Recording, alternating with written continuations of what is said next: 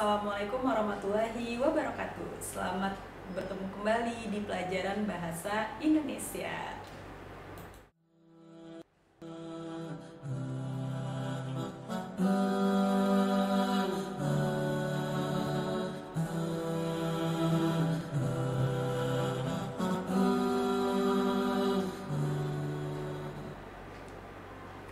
Halo semuanya, hari ini kita akan belajar tentang teks terakhir di semester 1 ini, yaitu teks tanggapan.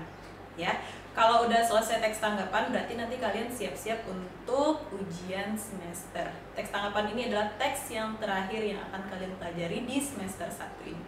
Ya, langsung saja kita masuk ke materi teks tanggapan. Apa aja yang ada di teks tanggapan? Pertama, itu ada pengertian. Yang kedua, itu ada jenis teks tanggapan. Yang ketiga, ciri teks tanggapan. Yang keempat, jenis kalimat tanggapan. Yang kelima, syarat teks tanggapan. Yang keenam, struktur teks tanggapan. Yang ketujuh, kebahasaan teks tanggapan. Dan yang kedelapan, menyimpulkan teks tanggapan. Nah, sekarang kita masuk ke materi pertama dulu, yaitu pengertian teks tanggapan. Apa itu? Nah, ini dia pengertian teks tanggapan. Teks tanggapan adalah teks yang memberikan kritik, masukan, terkadang disertai uraian atau pertimbangan baik atau buruknya sesuatu yang akan kalian kritik. Jadi teks tanggapan itu memberikan tanggapan terhadap suatu persoalan. Tanggapannya itu bisa kritik, bisa saran, bisa juga masukan, ya. Jadi itu pengertian teks tanggapan. Teks yang memberikan masukan disertai dengan uraian tentang sesuatu persoalan. Itu pengertian dari teks tanggapan, ya. Selanjutnya kita masuk ke jenis teks tanggapan. Jadi jenis teks tanggapan di sini ada dua. Yang pertama, teks tanggapan deskriptif. Yang kedua, teks tanggapan kritis. Kita masuk dulu ke teks tanggapan deskriptif. Apa itu? Yaitu bentuk karangan yang melukiskan keadaan yang sebenarnya. Jadi teks tanggapan deskriptif di sini, kalian memaparkan sesuatu itu berdasarkan keadaan yang sebenarnya atau real. Ya.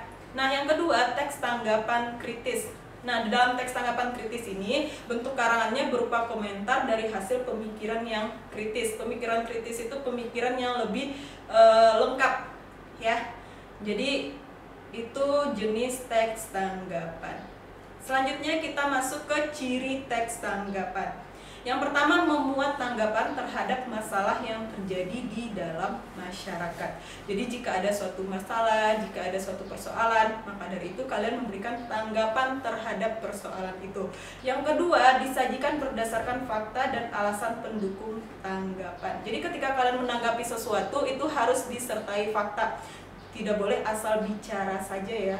Karena kalau kalian asal bicara tanpa ada faktanya, itu sama dengan kalian menyebarkan sesuatu yang bersifat hoax. Terus yang ketiga, membuat konteks masalah, deskripsi, dan penilaian.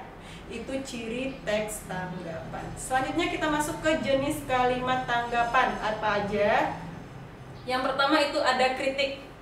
Yang namanya kritik itu pasti memberikan tanggapan berupa baik atau buruknya suatu pendapat, ya. Misalnya ada suatu persoalan, ketika kalian memberikan kritik, kritik itu bisa baik, bisa buruk untuk sesuatu permasalahan tersebut. Kritik itu adalah pendapat kalian sendiri. Terus yang kedua ada saran. Yang namanya saran pasti memberikan pendapat, ya. Pendapat yang digunakan sebagai pertimbangan mengatasi masalah yang sedang dihadapi atau yang sedang jadi persoalan. Terus yang ketiga ada sanggahan. Kalau sanggahan adalah ungkapan tidak setuju dari suatu pendapat. Misalnya ketika ibu nyuruh kalian mengerjakan kuis 1, kuis 2, langsung ada sanggahan, "Bu, saya nggak suka ngerjain kuisnya karena soalnya terlalu susah." Misalnya gitu, itu namanya sanggahan, ya. Terus yang keempat ada penolakan. Kalau penolakan otomatis berarti dia tidak setuju, menyatakan ketidaksetujuan terhadap sesuatu pendapat, ya. Terus yang kelima ada persetujuan. Kalau ada penolakan berarti lawannya ada persetujuan, yaitu yang mendukung suatu masalah tersebut. Misalnya ketika ibu menyampaikan pendapat, kalau kalian setuju berarti kalian mendukung pendapat ibu tersebut. Kalau kalian menolak berarti kalian tidak setuju dengan apa yang ibu sampaikan. Kalau sanggahan, misalnya apa yang ibu sampaikan itu tidak sesuai dengan pemikiran kalian, kalian boleh menambahkan itu sanggahan. Kalau saran, misalnya ketika ibu menyampaikan lebih baik pembelajaran jarak jauh selama masa pandemi, kalian tidak suka atau kalian memberikan saran alangkah lebih baiknya juga melakukan pembelajaran tatap muka, itu saran. Kalau kritik dari apa atau bagaimana cara ibu menyampaikan, itu ya. Terus kita masuk yang kelima, yaitu syarat teks tanggapan. Syarat teks tanggapan di sini itu ada dua. Yang pertama objektif dan santun, ya di sini. Nah, objektif itu berarti kita menanggapi sesuatu berdasarkan fakta dan kenyataan. Tidak boleh asal bicara dalam memberikan tanggapan. Yang kedua itu ada santun, disampaikan dengan bahasa yang sopan. Jadi ketika kalian memberikan kritik, memberikan saran kepada seseorang, atau kalian lagi dalam suatu ruangan atau dalam suatu kelompok, terus ada satu permasalahan yang dibahas di dalam kelompok tersebut. Nah, ketika kalian memberikan kritik itu harus disampaikan secara santun, tidak boleh menyakiti hati orang lain, ya. Selanjutnya kita masuk yang keenam, apa itu? Yaitu struktur teks tanggapan. Jadi masing-masing teks itu harus ada strukturnya, dan masing-masing teks itu juga beda strukturnya. Nah, untuk teks tanggapan apa strukturnya? Yang pertama itu evaluasi. Bagian awal ya, bagian awal teks yang berisi pernyataan umum tentang sesuatu permasalahan atau persoalan. Yang kedua itu ada deskripsi. Kalau yang evaluasi bagian awal, berarti deskripsi bagian tengah yang memberikan informasi tentang alasan pendukung atau penolak pernyataan. Terus yang terakhir penegasan ulang. Bagian akhirnya yaitu penegasan ulang, berisi penegasan ulang terhadap apa yang sudah diputuskan. Misalnya di bagian deskripsi itu ada pendapat, fakta, atau ada yang pro, ada yang kontra. Nah, di bagian penegasan ulang ini sudah disimpulkan apakah yang pro itu diterima pendapatnya, apakah yang kontra itu juga diterima pendapatnya. Jadi penegasan ulang itu kesimpulan dari deskripsi yang kalian tulis di bagian tengah, ya. Selanjutnya ada kebahasaan teks tanggapan. Ada dua. Kebahasaan teks tanggapan itu ada dua. Yang pertama kata rujukan, yang kedua itu kalimat deskripsi.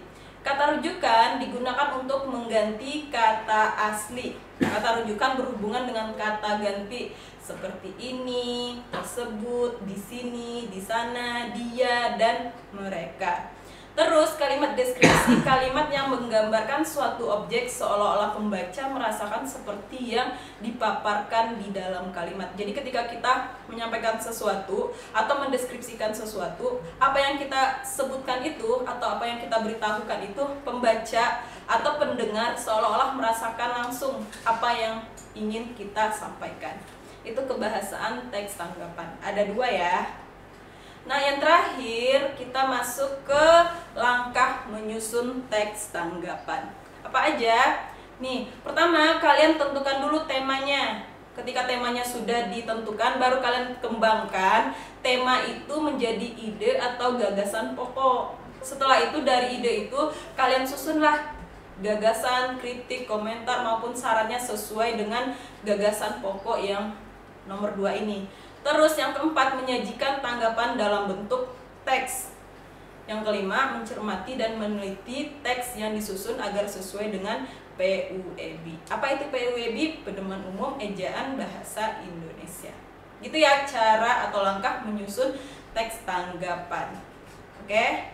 Nah, sekian dulu pembelajaran pada hari ini. Semoga apa yang Ibu sampaikan dapat bermanfaat untuk kalian semua. Ibu akhiri dengan Assalamualaikum warahmatullahi wabarakatuh.